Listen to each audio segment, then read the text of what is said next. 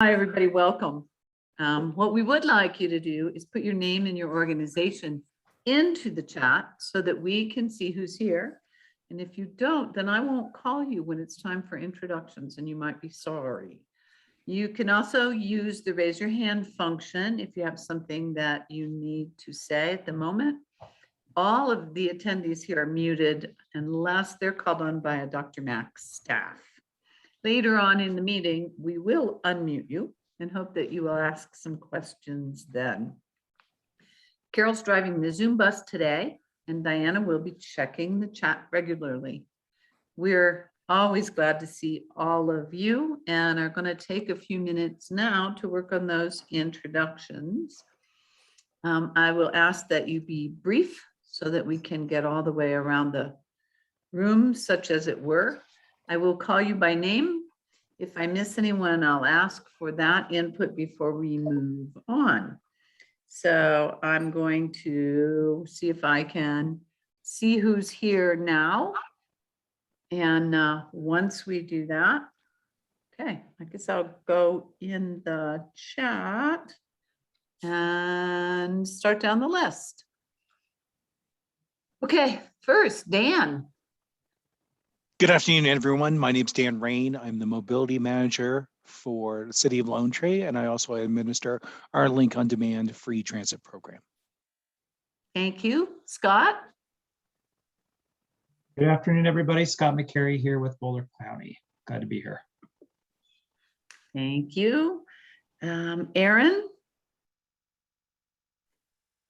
Afternoon, everyone. Aaron Pastors, Center for People with Disabilities, the Center for Independent Living, representing Boulder County and the surrounding counties.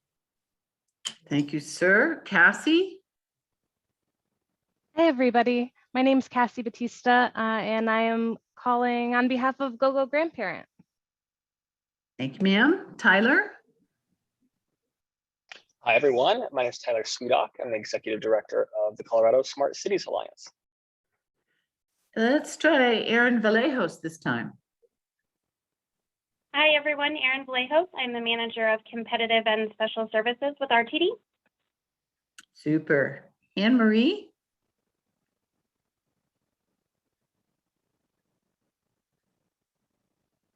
She's still muted? I'll come back in a minute. Oh no, she's barking at us. That's okay. Anne Marie, are you there? No. Okay, Jamie? Yes, sorry. Anne Marie, go ahead. Unmute. What was the question? Do you want to introduce yourself? Oh, it's been a Monday, I swear. I'm Anne Marie and I'm from Clear Creek County Roundabout Transit. Thank you, ma'am. Now, Jamie. Jamie Lewis, Colorado Cross Disability Coalition. Thank you, sir. Shirley. Hi, Shirley. Hi, everybody. It's Shirley Propey. I'm with Audio Information Network of Colorado. Good to see everybody.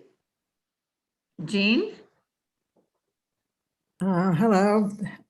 Happy Jewish New Year. I'm Jean Greenberg. I supervise students at DRMAC when we have students. Thank you, ma'am. Hank? Good afternoon. Hank Broxma, Chairman for DRMAC, retired. Aiden? Hi, everyone. Aiden Johan with Mobility for All at Boulder County. Andrea? Andrea Suhaka, Chair, Transportation Solutions, Arapahoe County. Angel?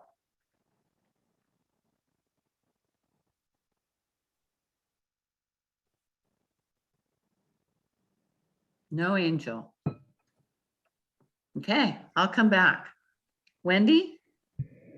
Wendy Schrag with Fresenius Medical Care Dialysis Company. Matthew? Good afternoon, Matthew.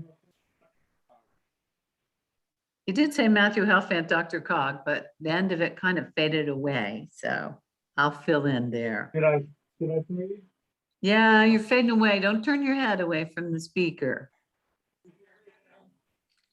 Okay, Rocio.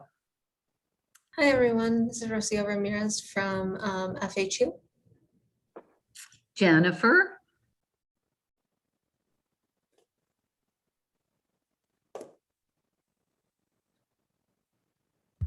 Okay, I'm Jennifer Hussey with the City and County of Broomfield Easy Ride. Okay, I had Aaron already. Let's see, did I miss anybody? I'm here, Maura Moon from Division of Material. Okay, I see a couple people. Thank you, Maura. Teague? Hello, everyone. I'm Teague Kirkpatrick with Uber Transit and also representing the Broomfield Local Coordinating Council. Okay, anybody else that I didn't get to? Okay, this is Cindy Twilliger from FTA Region 8. Good morning, good afternoon. It's been a Monday. Good afternoon. everyone. It has been a Monday for everybody. Chad? Hello, Chad King, University of Denver, and also on the Board of Transportation Solutions in Denver. And Angel, are you okay? I see Angel Bond from Mobility for All Boulder. She's having some technical issues. I'll give her a second. Yes, no? While you're waiting for Angel, I'll pipe in. This is Amy Conrick from the National Center for Mobility Management in DC. Hi, Amy. Hi there. Hi, this is Angel. I'm on my phone. Sorry about the tech difficulties. I'm Angel Bond with Mobility for All, and I facilitate the Boulder County Mobility and Access Coalition. Super. Okay, I think maybe I got it all. Everybody, the one last chance to yell out if I didn't call your name before. Okay, Joseph Parks here from Colorado Association of Transit Agencies. Sorry, I'm here just a few minutes late. That's okay, Joey. Good job jumping in. Anybody else? Going once, going twice. Okay, thank you all so much for getting us up and rolling. Carol, do you want to talk to us about some interactive? Boy, you say it fast, Kate. Interactive exercises. Sure. So I'm Carol Buchanan, the Director of Operations for DRMAC. And during the meeting today, we'll be using an interactive software called Menti. It's easiest to access Menti using your smartphone, but you can also access it through opening another window on your computer. So we're going to give it a shot. Go to menti.com and type in the code 92750905, and you will land at today's event. And I'll wait a few minutes for you to get there.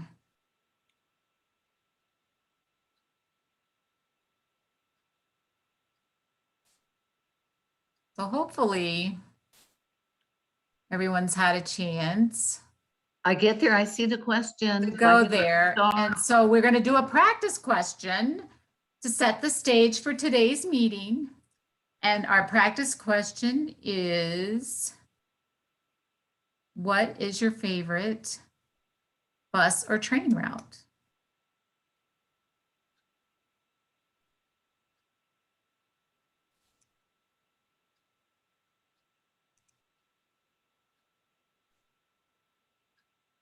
All right.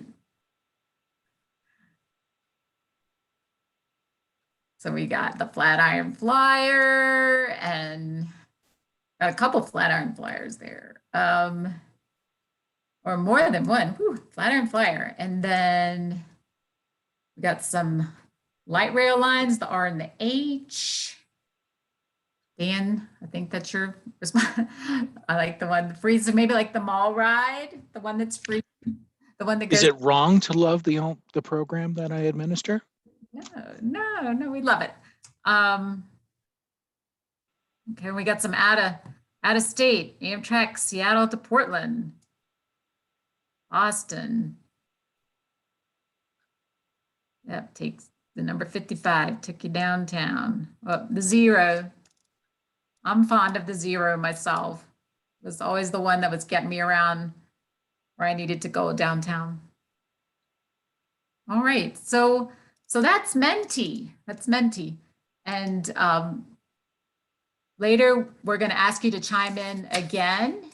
So keep the code handy and the site handy, and we'll be jumping over there again later. So now we always like to take a few minutes to do some Dr. Mac updates. And so I'm going to pass the baton to Latoya, our ever energetic travel training program manager. Guys, so as you know, I'm the Getting There Travel Training Program Manager.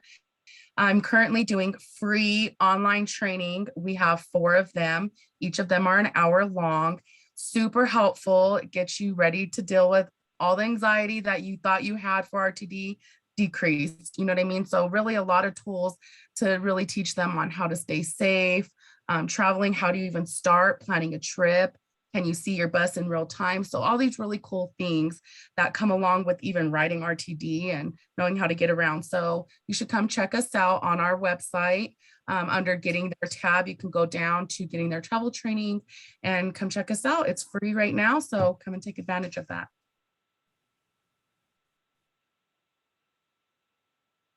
Hi everyone, my name is Stephanie O'Neill. I'm a projects coordinator with Dr. Mac for our Getting There app. We have recently updated our app to include some new features, including the ability to access the same tool on your computer browser. The app is designed for at-hand and direct access to low or no cost mobility for riders, options for paratransit, and assistance for transit users who have special needs or circumstances. And the app includes information like costs, availability, information, contacts, everything you would need to help you get to where you want to go. And I am offering free virtual demos for our app. So if this sounds like something you'd be interested in for your team or staff, you can email me. I will also put my email in the chat. And along those lines, Dr. Mac is hosting a transportation workshop on Tuesday, October 5th from 1:30 to 3. And there will be a Dr. Mac app demo, a demo on the RTD Accessoride web tool, and some information from Dr. Cog. So you can email me to RSVP for that as well. Diana?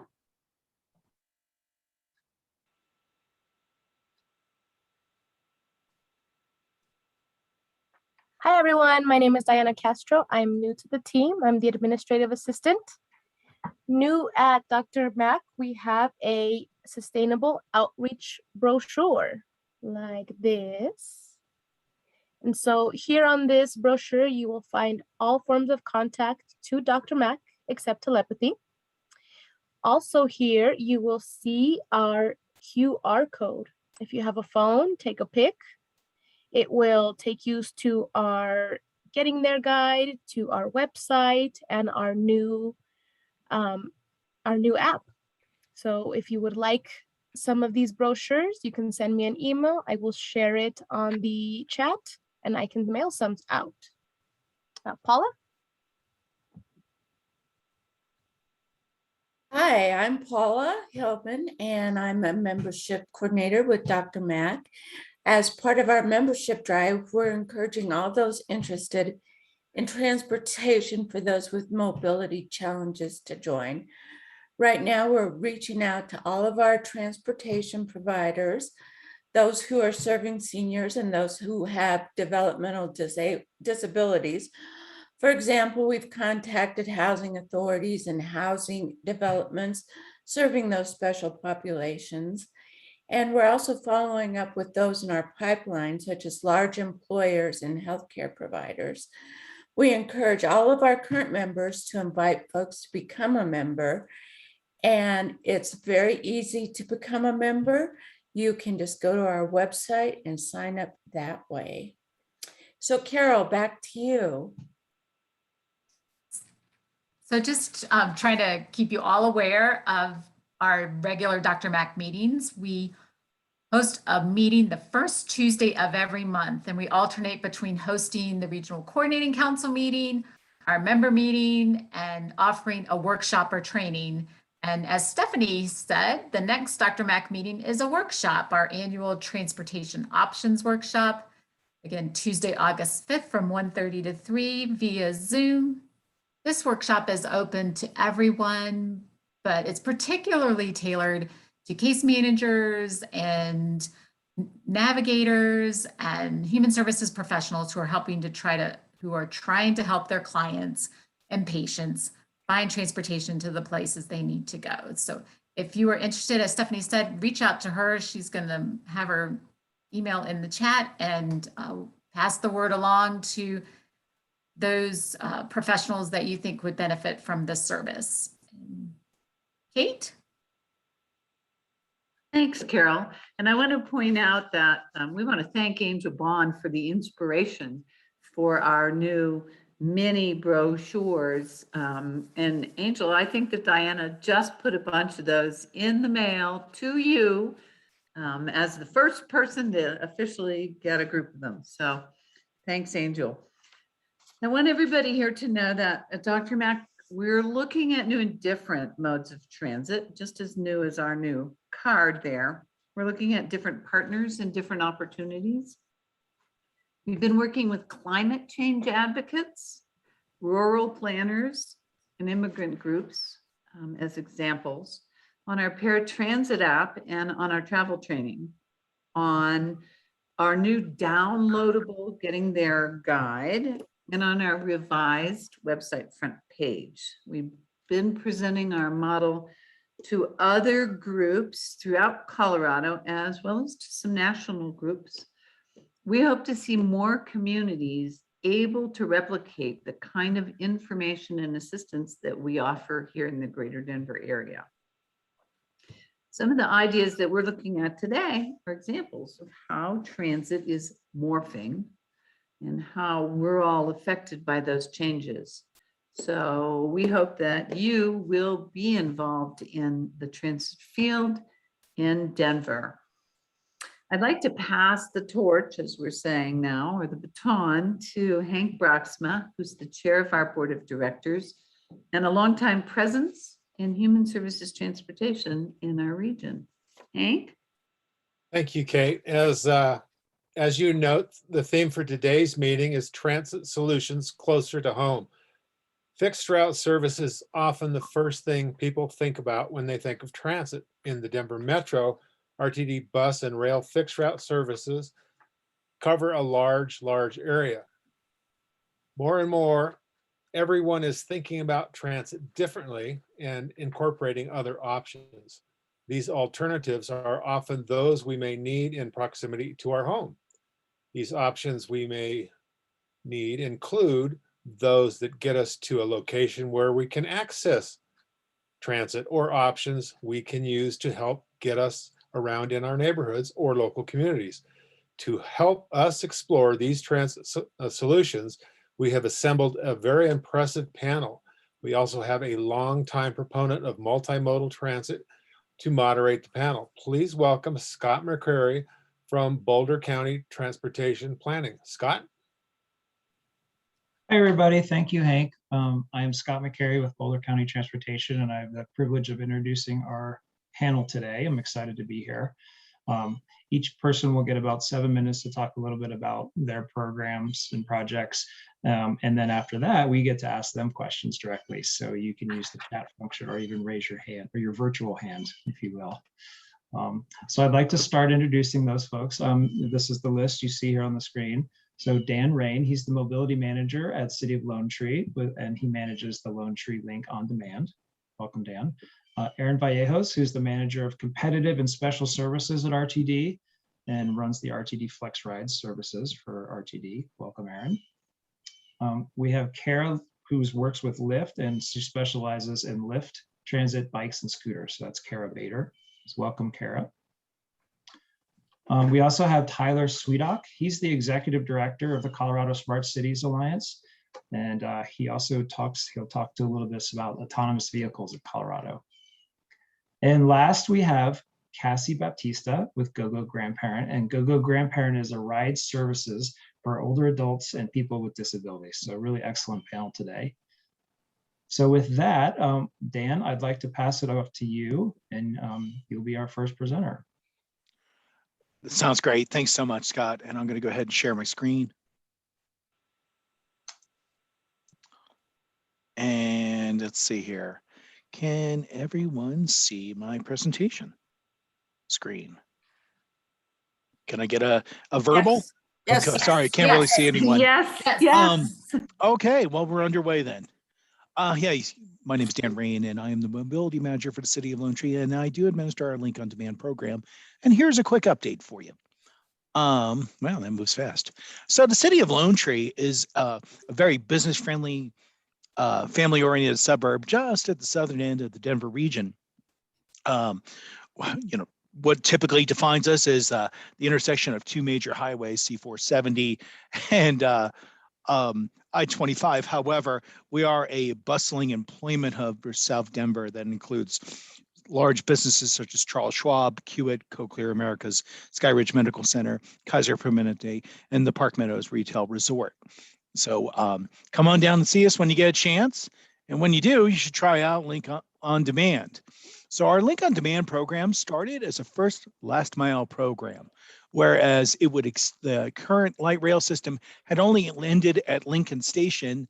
And with that, we provided just mobility to some of our funding partners and businesses to help employees get from the light rail to their work. And for that 5-year period, nearly 400,000 people used the service. However, once that line extended, we turned to a much more on-demand service for the entire city. And on-demand means, yes, it's a mobile app for your telephone. And we initiated that service in February 2019. And just at 13 months of operation, as we were shutting down for the pandemic, we had reached well over 50,000 rides within the city of Lone Tree. Most of those are all of those actually occur within the city, but 30% of those pre-pandemic really did focus on accessing all the light rail stations in our city. We have been funded entirely by the city of Lone Tree. However, generously, Denver South, through their SpyMed program, provides 25% reimbursement for our annual transit service. It's an interesting program because what it does, it really just helps people get around. But we had found that the major land uses that are really attracting activity are your higher density multifamily and your higher density commercial.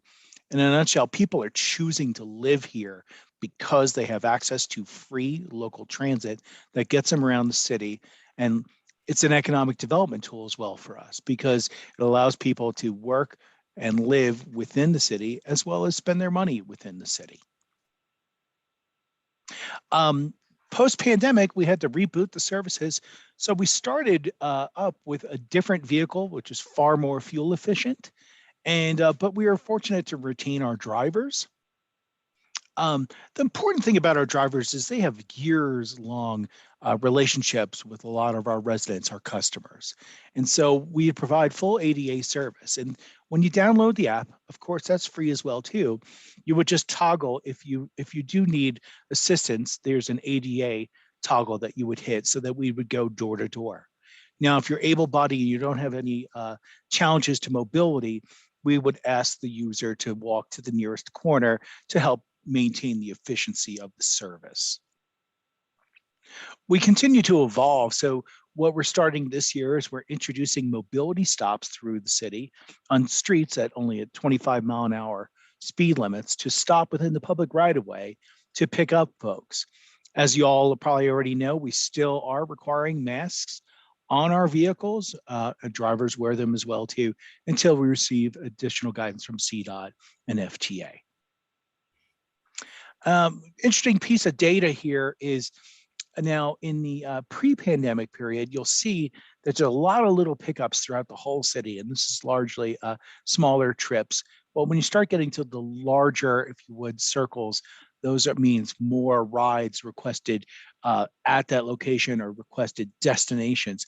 You'll see a lot of similarities there, and those will be our larger multifamily apartment complexes, as well as our larger business employers. However, post-pandemic, once we restarted the service, it changed quite a bit to essential transit. So we do not have a lot of employers in their offices still to this date. And much of our larger employers are doing a gentle rollback where they're encouraging folks, up to 30% of their workforce, to return sometime in October or November, but no date set. And what we're finding is we have a very flat AM peak period. However, our peak period for traffic as well as for transit use is spiking anywhere between the 3 and 7 p.m. period. This is an extremely brief overview of the program, but we are very fortunate to be funded through Denver South, as well as our mayor and city council approval. Our vehicles and drivers are provided by WPM. And then our phone app and the electronic wizardry of the phone is provided by Via Mobility.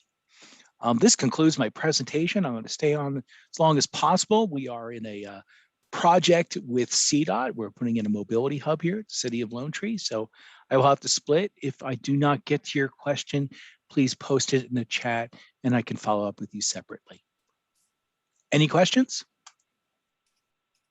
Thank you, Dan. That was excellent.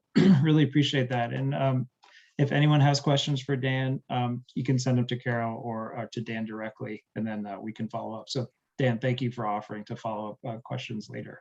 Appreciate that. Okay, I'm going to move on to Aaron Vallejos. As I said, Aaron's RTD manager for the Flex Ride. So Aaron, take it away. It's all yours. Hi, Scott. Thank you so much. Can everyone hear me? Yes.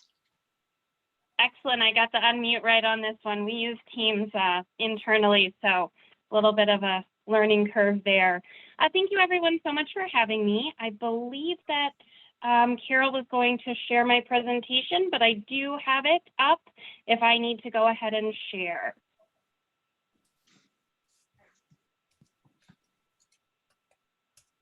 Well, I'll go ahead and give me just 1 second and I will get this pulled up.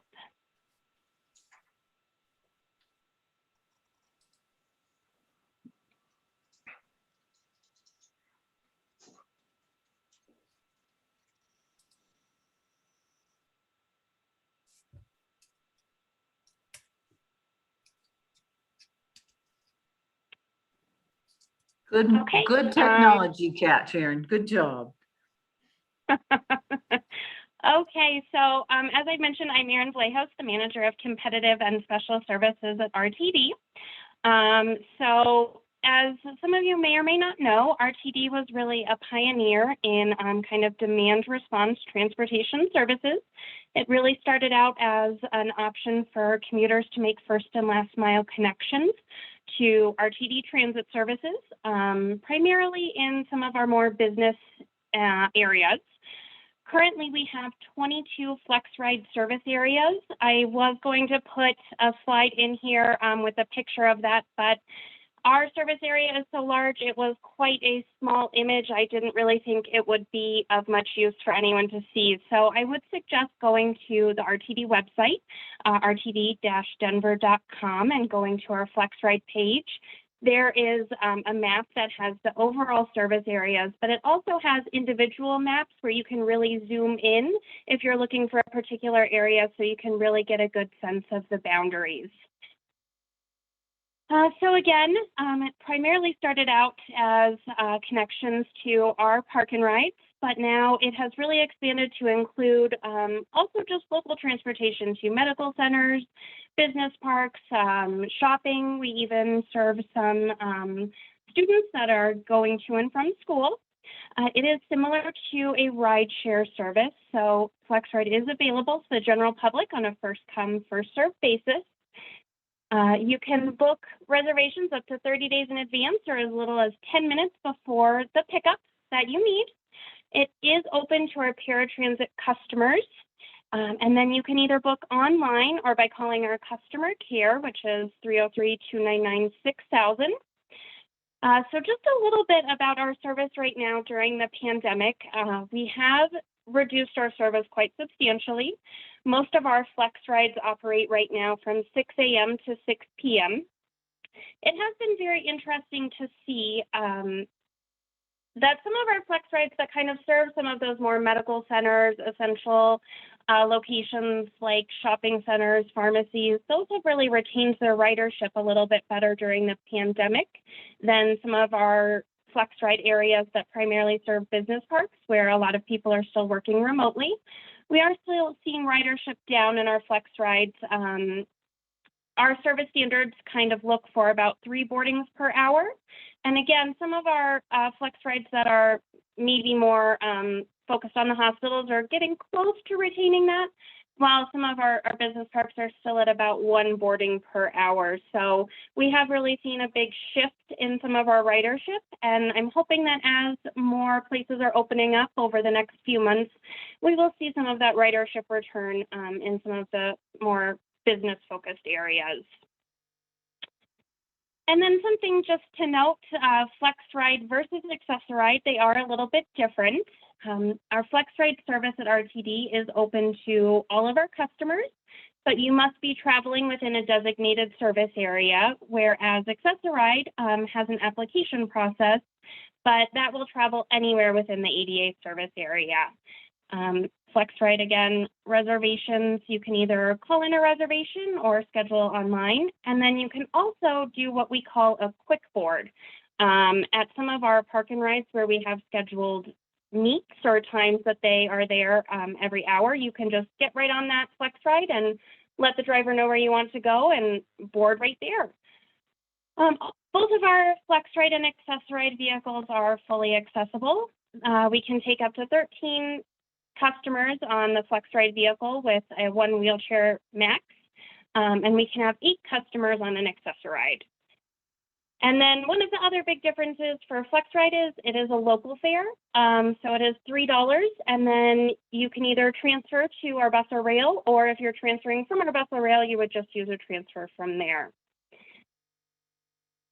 So finally, I think one of the biggest questions that a lot of people have is how do we decide to expand or add in new FlexRide services? And there's a wide variety of factors that go into that. I'm sure I've missed some on this slide. You know, our service standards, as I mentioned, that is an important one in evaluating if an existing FlexRide is meeting service standards. Does it make sense to maybe add in additional AM and PM peak service or a secondary vehicle? Obviously, the financial resources and operator headcount of RTD are a big factor in if we can add in new or expand existing FlexRide services. The existing service area size is very important when considering if we're going to expand a FlexRide. You know, if we have a park and ride that's pretty far south and someone wants to add something in pretty far north, if the bus is never going to be able to make it there with its scheduled meet, that doesn't necessarily make a lot of sense. So we have to take that into consideration. We always look at our existing fixed route service, somewhere where there's a lot of frequent and reliable fixed route service, like along the 15 and 15L corridor, may not make a lot of sense for a FlexRide. You know, again, just and then Title VI is always a factor when we evaluate new services. Current ridership and potential for demand for a new service, again, are another important one. And then as we are evaluating services, I think everyone is aware RTD does have some challenges right now. And so we are taking a very holistic approach to everything. And we are just evaluating how our current resources can be best allocated across all services, which is, you know, our fixed route bus, rail, and FlexRide. So that was also a very high level overview, but I'm more than happy to answer any questions. Thank you, Erin. That was excellent. And I want to say with Brian Matthews' retirement, you had some big shoes to fill, but you've done an excellent job. Oh, thank you. Yes, so for those of you that don't know, Brian was over FlexRide for quite a long time. And I've been here for about a year, which I still feel like is newbie status, but I'm really loving getting to work with everyone. Everyone's been so welcoming, and I think this is a great opportunity. And I really love FlexRide, so I'm excited to be here. Thank you all so much.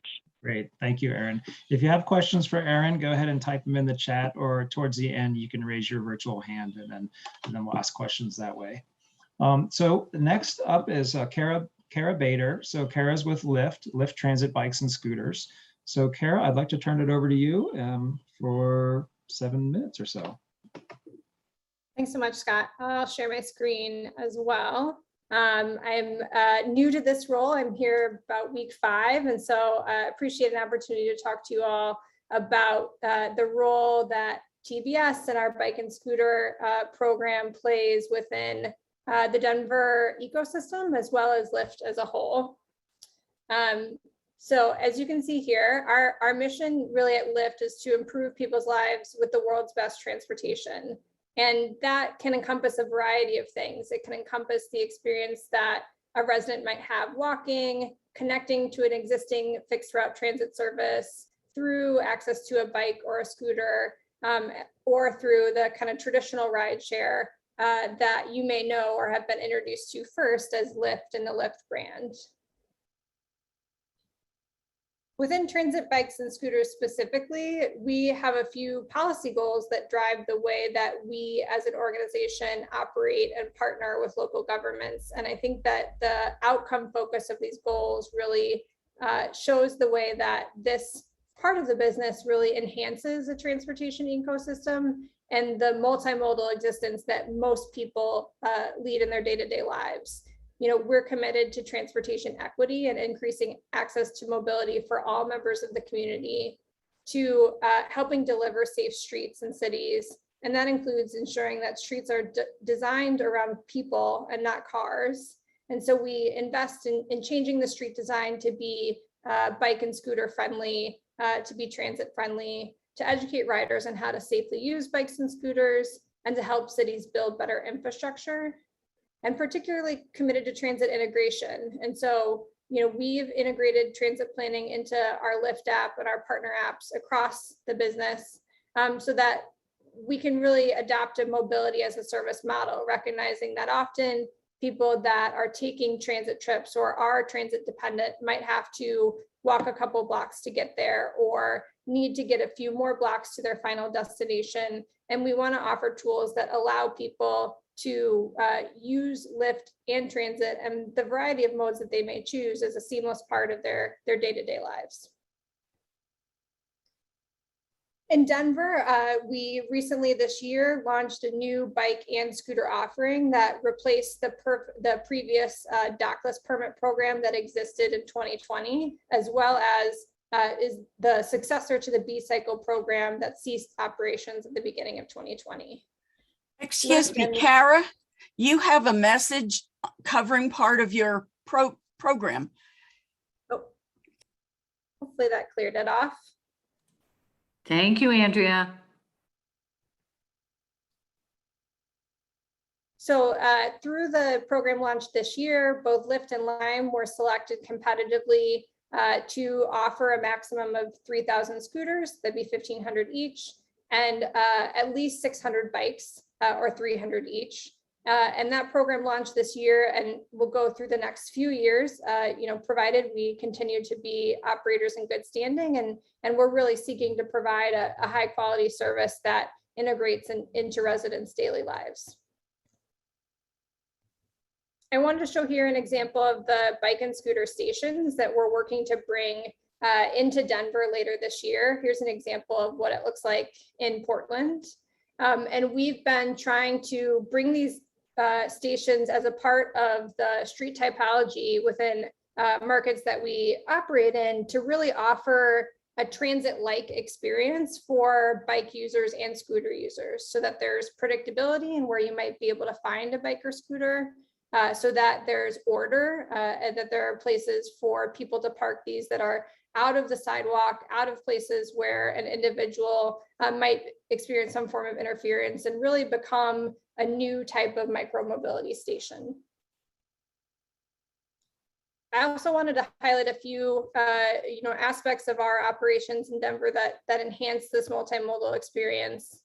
One is the integrated routing and optionality that's provided in the Lyft app itself. As you can see, we really want the app to offer seamless choices for a user that might want to use a bike or a scooter to connect to transit, might actually have transit as a quicker, more viable option than taking a car or walking. And then, as I mentioned at the top, really that more often than not, individuals might need to take one or two options to get where they need to go. And it's really trying to create this seamless experience so that residents can truly live a car-free life, that those options are available to you in one app. It's predictable, it's easy to use, and you don't need to feel like you need a car to experience kind of the least path or easiest path to the destination that you're trying to go. We've also added the ability within the Lyft app to purchase our TTD tickets directly. And so if you're taking one mode, be it walking, biking, if you're taking a Lyft car to a transit station, and then you want to be able to seamlessly buy that transit ticket to get where you need to go, that's all able to be done within the Lyft app, so that we're trying to reduce any barriers that an individual might have to taking transit first as opposed to a single rider vehicle.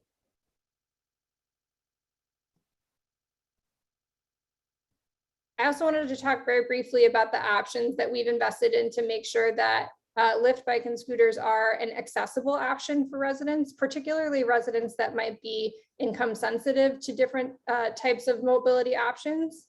One is the Lyft Community Pass. And Community Pass is a program where Denver residents that qualify for other programs like SNAP, like LIHEAP, Colorado Works, they're eligible to enroll in a $3 a month membership program, where a bike or scooter trip is only 5 cents a minute. That's a deeply discounted program that we Lyft subsidize to bring to the community to ensure that optionality and choice is not something that's only available to those that can pay for it or pay sticker price, but really that there are multiple on-ramps to being able to have mobility options and choices as part of your day-to-day transportation needs. We've invested in access and marketing this access through partnerships in Denver and through similar programs that we run in markets across the country. We're working with partners that you see here, including DRMAC, to build out education and enrollment strategies so that Community Pass is available and accessible to Denver residents. And as you can see, similar reduced fare programs that we offer in other markets across the country have enrolled approximately 30,000 members annually. And so we're really proud at our ability not only to offer the membership, but then to make sure that people actually can get enrolled and can use it, so that it's more than just an offering there.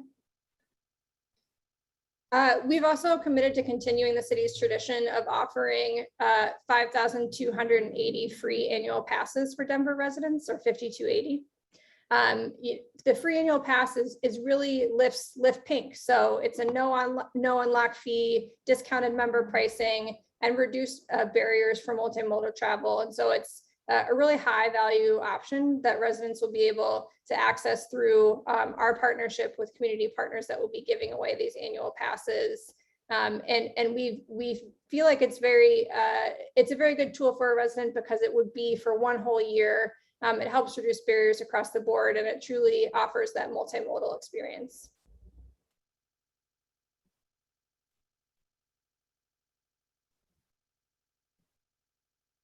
I'll be able to put my my contact information in the chat. And so if you have follow-up questions, if you want to contact me, I'm available after the meeting, and feel free to reach out to me one-on-one so that I can provide more information as helpful in the future. Great. That was excellent. Thank you, Kara. I think it's super important to see the private sector involved in these meetings and all the work that the private sector is doing. So thanks for being here. If you have questions for Kara, please put them in the chat, or you can raise your hand towards the end. Thanks again, Kara. And now we're going to move on to Tyler Sweedock. Tyler's the Executive Director for Colorado Smart Cities Alliance. And Tyler, I don't think you have a presentation, so we get to see your wonderful face for the next several minutes. So take it away.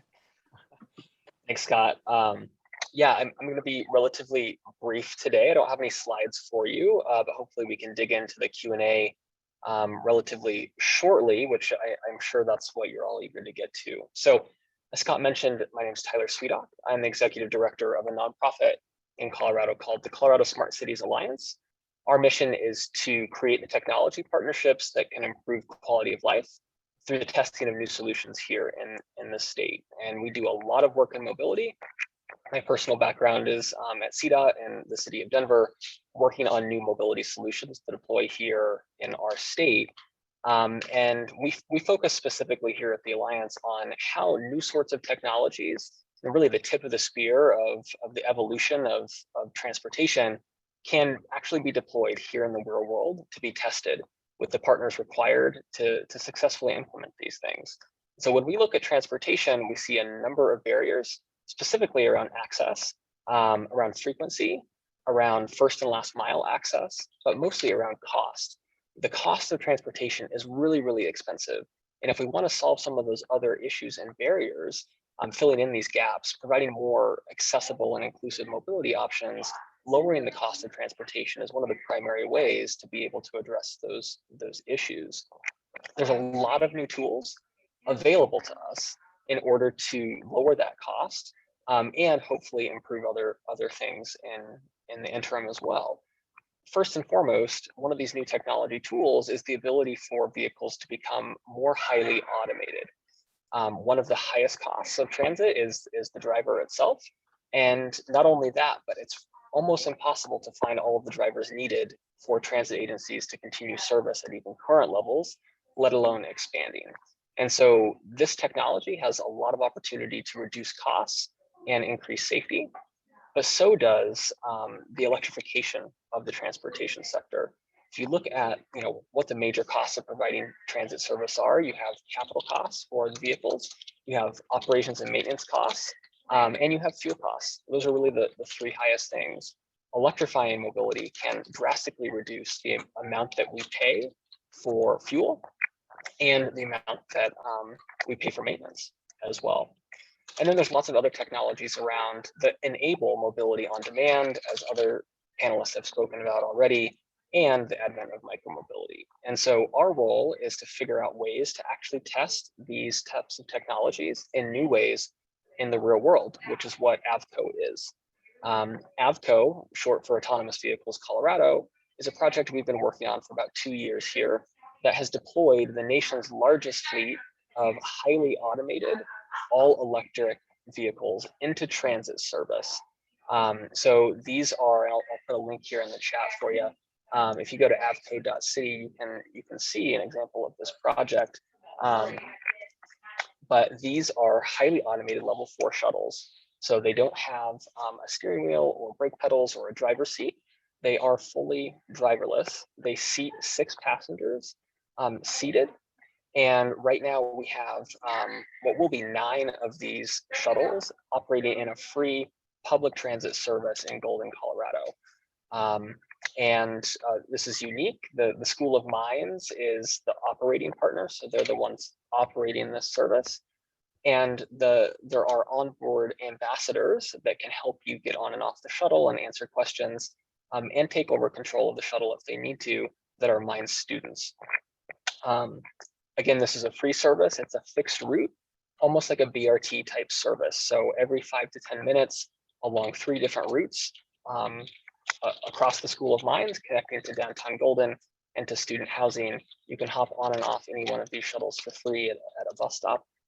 And they are also all completely ADA accessible, and we're working to make them ADA compliant, meaning they all have wheelchair ramps and space for wheelchairs. We're working to get tie downs for those wheelchairs and the 2-inch bevels on each of the ramps to make them fully ADA compliant. Happy to answer more questions about this project. We hope to extend this type of service model and this type of shuttle to other cities to test different types of use cases and serve different mobility needs over the coming year. Thank you. Thank you, Tyler. Very interesting. I'm sure there's going to be some questions coming up. So thanks for sticking around. Well, I want to turn it over to Cassie Bautista. Cassie is with GoGo Grandparent, which is the ride services for older adults and people with disabilities. So Cassie, take it away. Thank you. Awesome. Thanks so much. Just going to share my screen. I have just the one slide. Can you see it? Yep, sure can. It says GoGo's mission. Yep, looks good. Okay, fabulous. Well, thank you. Thanks so much for having me and for inviting me. I'm very pumped up about the types of work everybody's doing on this call. So thank you. I'm the communications director for GoGo Grandparent. And today I'm calling you from Providence, Rhode Island, but GoGo is actually available across the United States and Canada. And right in Colorado, we have just about 7,000 customers today. So you'd be in good company. So our mission is at GoGo to make on-demand services like rides personalized and accessible people, for older adults and for people with disabilities, so that we can all thrive independently at home as long as we want to and as we age. And I'm excited to share about what we do, and hopefully this shares, some new solutions for you that could help you or someone you know. And our story really starts with Grandma Betty. And Grandma Betty is our co-founder, Justin's grandmother. And for a time they were living together, and she came up with this idea for GoGo after seeing how he could access a whole host of things straight from his phone. And she was a little envious, like she watched how he could, navigate these apps and get meals and get rides and, everything at his fingertips. And she really wasn't sure that that technology was going to work for her, that it was like designed for her, and that she'd be able to access things in a reliable way. So what we did is we designed a way for her to access all those same things using a phone number, and also a service that meets her needs and her preferences. So Grandma Betty is still a customer of ours, which is so nice, but now we serve a lot more people. So we serve hundreds of thousands of people of all ages and abilities, and tens of thousands of our current customers have reported being blind or having low vision. So this is a solution that was designed for one person, but has proven to be valuable to a lot of other folks. And so I just kind of want to give a rundown of how we work. You can call us using whatever you got, landline, flip phone, smartphone, whatever you have, it'll work. And you just call our number. So it's 855-464-6872. That spells out 855 GoGo USA, if that's easier to remember. And we connect you to rides, but we also connect you to meals and grocery delivery and medication delivery, and even home chores. That's something we just recently launched. So what happens is when you call us your first time, you'll register with us. We'll get some basic information from you, walk you through our pricing and our different membership plans, because we have a few different plans that people can opt into, things that work with everybody's respective budgets and based on how often people want to use us. And then we also make a note of important information, of things you'd like to share with us. So this is things like you need a small car or a low vehicle because it's easier for you to get in and out of. We'll screen for that. Maybe you want to make sure that the driver knows that you have ambulatory equipment and you want them to feel aware and comfortable with maybe helping you put that in the trunk. We're going to call them and make sure they can. Maybe you or your loved one has low vision and you want to make sure the driver announces themselves when they arrive. We're going to communicate that ahead of time.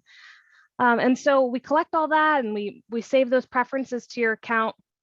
And then when you call us, you can speak with a live operator, or you can use our phone menu, which is like a one-button ordering system. So you call the number and then you can press 1 for a car to pick you up at your home. You can press 2 to order a ride that'll pick you up where we last dropped you off. You can press 0 and that'll always connect you to an operator who can maybe set you up on a ride to a new place that you haven't been before. And then you can also add your favorite places to your shortcut menu. So people sometimes add a gym or a doctor's office, or maybe a place they're working or volunteering. And we'll set those up on all the remaining numbers of your phone menu. So it's just another way to help you get where you're going even faster. So we're available wherever Uber and Lyft are, because we fulfill our requests through their drivers. And what makes us different is that we're a one-stop shop for all of these services, and we prioritize the needs of older adults and people with disabilities. So you can access us with a phone number or speak to an operator. We'll monitor your trip. And we also have family features. So let's say you have family members you'd like to add to your account. Maybe they all want to stay in the loop, maybe book rides on a loved one's behalf, or get alerts about trips that are in progress. even siblings can like split the cost of trips for their family member or their father or something like that. So it's kind of twofold. We want to make the system very easy and autonomous so people can, you know, book the things they want on their terms. But also we want to bring in family members when that's right for them and appropriate for everybody, you know, so we can kind of be an extension of the caregiving team. And the last thing I want to say is we have a special promo available for you all to use. And this was designed to help people get back out into the community safely, start to reconnect with people and activities that maybe have been on hold for a while. So we're offering this promotion so that you can get your first ride free with GoGo.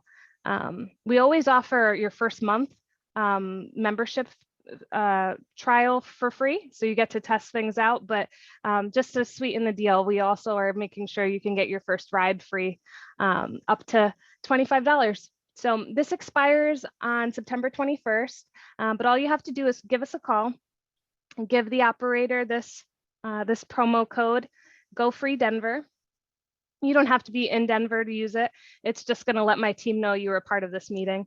And what will happen is you'll go through your registration.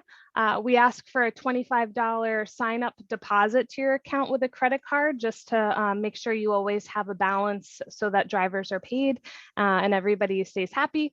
But then what will happen is you'll get your first ride free up to $25, and then you're off. So in conclusion, what we're up to with GoGo is just trying to design more accessible services that meet people's needs as we all age. And you know, it's about bridging the digital divide for a lot of folks who aren't internet savvy, but still want to access all of life's conveniences and deserve to, and in many ways stand to benefit the most from them if we can just kind of bridge that gap. So that's GoGo. I hope you'll give us a go. Oh gosh, the puns. Anyway, thank you. I like that. Give us a go. Thank you, Cassie. I know we used GoGo Grandparent. Well, Angel Bond, I should say, We the Larger We, on one of her programs at Boulder County, and it was nice just to have that option for folks. Oh, fabulous. Yeah, so thanks. I know there's lots of questions.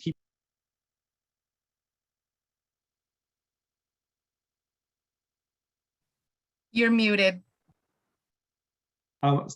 Thank you. We have a couple Menti questions before we go to our Q&A. I know you're dying to get to the Q&A, but if we have two Menti questions, so if you could go back to menti.com and then.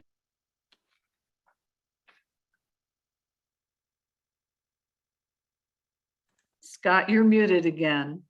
Oh, how did that happen? I don't know how that's happening. I don't know how that's happening. Okay, thank you. Thank you. So I put the Menti number back into the chat just in case you don't have it, but hopefully everyone can see this, the menti.com question.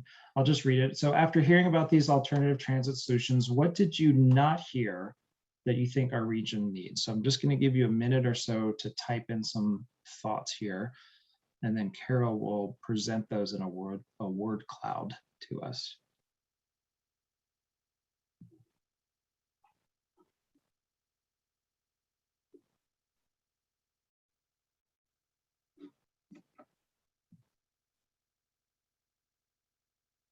We have more bikes. I don't think anything is. Yes, I learned things just by listening. I feel like I'm smarter already just by hearing these panelists talk. Subway, electric vehicles. And I think the way this word cloud works is that actually the larger words are ones that are submitted more frequently. So electric vehicles, for example, is submitted a couple times. More last mile options.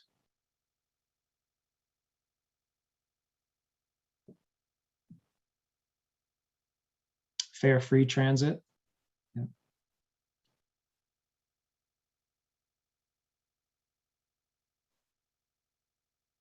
Okay, great. That's helpful. for me and probably the panelists too. So Carol, could we go to the second and last question?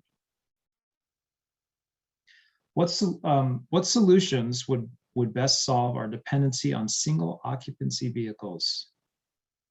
That is a good question, a big question. So let's see, what do you have?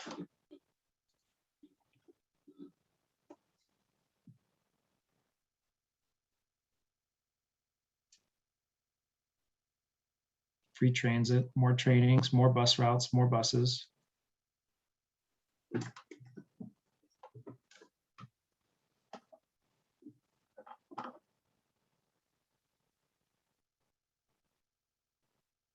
Low cost, free, walkable.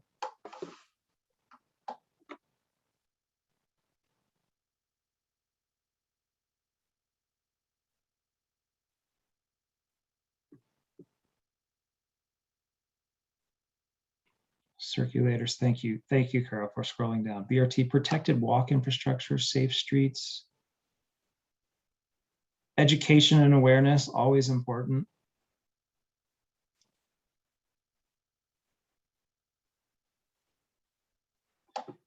Okay, great. This is super. All of these, obviously there's no silver bullet for this.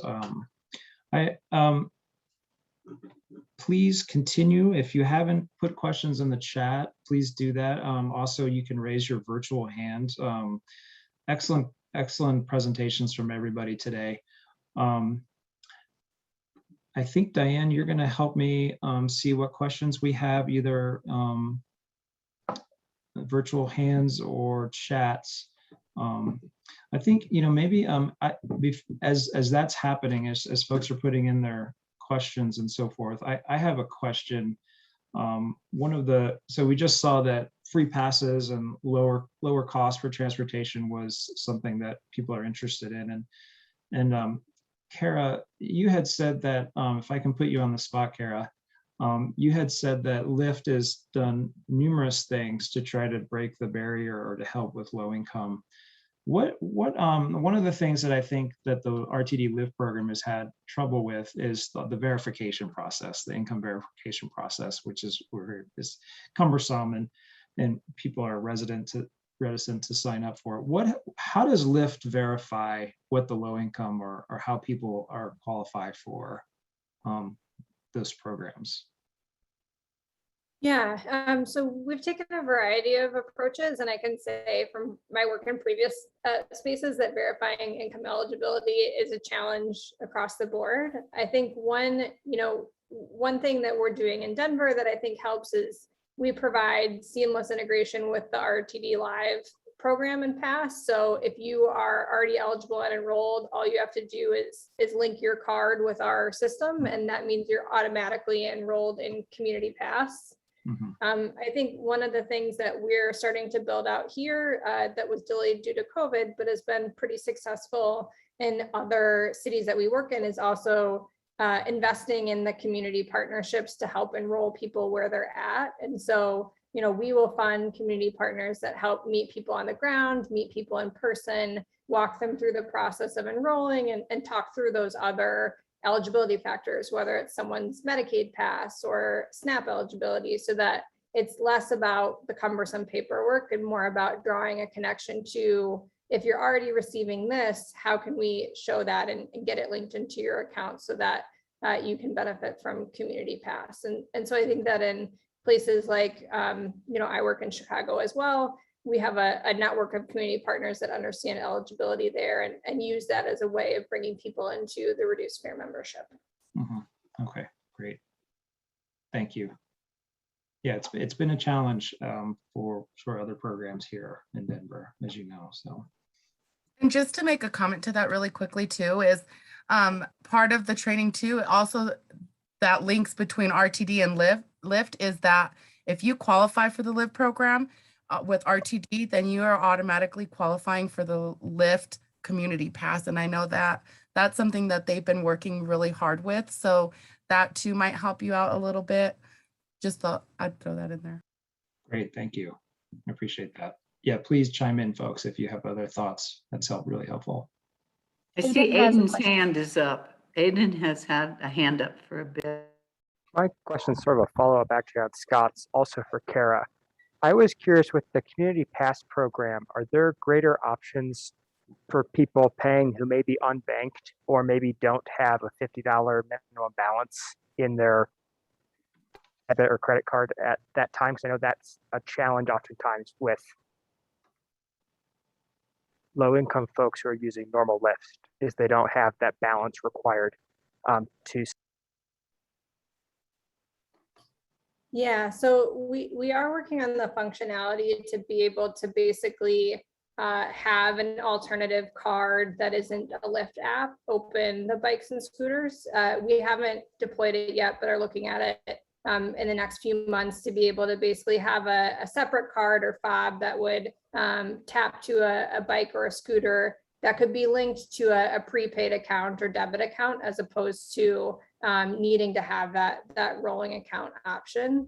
And it's something that, you know, across other markets that we worked in, we know that bankability and, you know, creditability of certain users is a challenge there. And so we'll be committed to making sure that that's an option out there, and we'll work with community partners to publicize it when it's ready.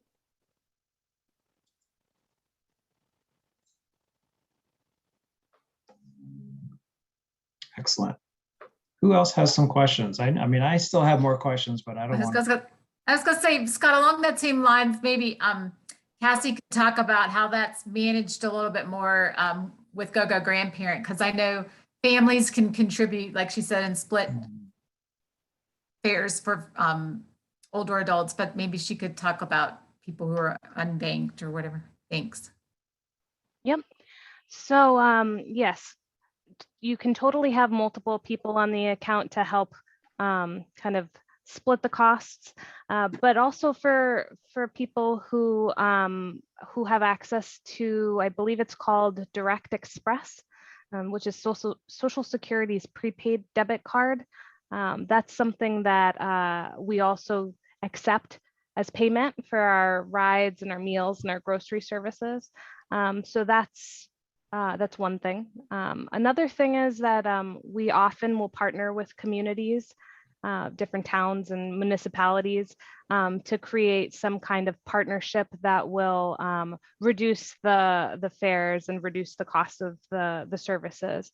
So that's another way that we try to help meet the needs of some of our community members who would have otherwise a more difficult time affording these types of like concierge services.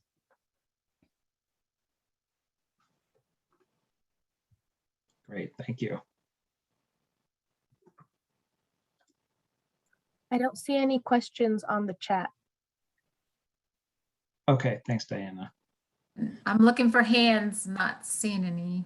If you have questions you want to ask, Scott, go ahead. But yeah, I have a question maybe for Tyler. Just with the wheelchair access, and you know, you mentioned that your vehicles are becoming all ADA compliant. Sometimes wheelchair passengers need help with the secure tie downs and so forth. How are you thinking about that through an AV?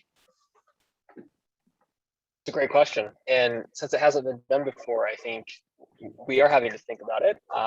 Every shuttle has an onboard customer service ambassador that will absolutely be able to assist wheelchair users in securing those tie downs. And so in this case, you know, we hope to have a solution for that problem. But in the long run, it's absolutely a consideration that has to be considered in the actual design of the shuttle itself, right? This can't be a retroactive thing. And so we hope that we can learn a lot of lessons about the requirements and preferences of wheelchair users during this demonstration so that we can inform future ones and the future design of vehicles. Great. It's cutting edge stuff, isn't it? It is. Yeah, that's exciting.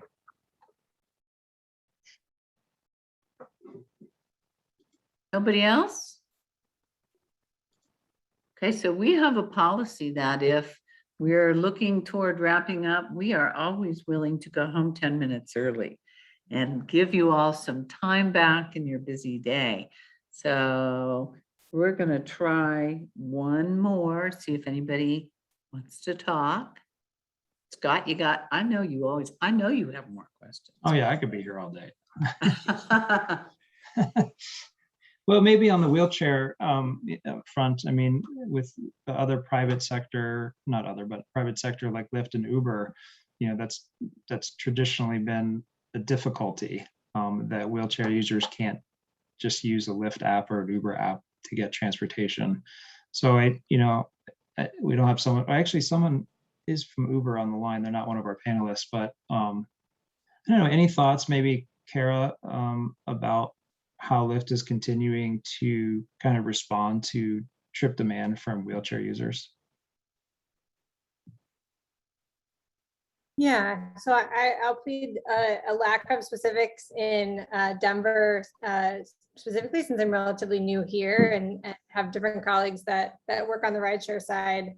I will say we're constantly collecting information about what residents in an area want to see and need to see in terms of the accessibility of vehicles and certain trip types, and we've been committed across cities to bringing more accessible vehicles within the fleet. And so I think that, for us, it's about making sure that we can communicate what's. Okay, you missed it. Oh. The recording was off for a minute, but now we're recording you. Go ahead, Tyler. I had one question for Kara. I was excited to see essentially the micromobility depots that you guys are planning, or hubs. I can't remember the term you used. Are they going to be specific to Lyft scooters and bikes, or can other users use those hubs? Yeah, they are specific to the Lyft bikes and scooters. It's a specific station type that we use that works with the bikes and scooters we deploy in other markets. I think that we're mindful about locating them in places that will not compete with or trade off with other infrastructure, for example, for a personal bike. We don't want to be taking up space in places where personal bike racks exist. And so we're working with DOTI to find additional space, and particularly for us, like parking spaces, I think are a great option. They also provide a traffic calming benefit, so that just within the general movement of other vehicles on the street, that station there helps provide a little bit of a more calm and inviting experience. Great, thank you. Okay, Scott, you good to go? I'm good. I learned a lot today. Really smart panelists. I want to thank them. I'm going to read their names off again and say thank you each time. Dan Rain from the City of Lone Tree and the Lone Tree Link. I think he had to leave us for another meeting. Aaron Vallejos from RTD, who talked to us about FlexRide. Kara Bader from Lyft, who got all the questions here at the end, which is of interest.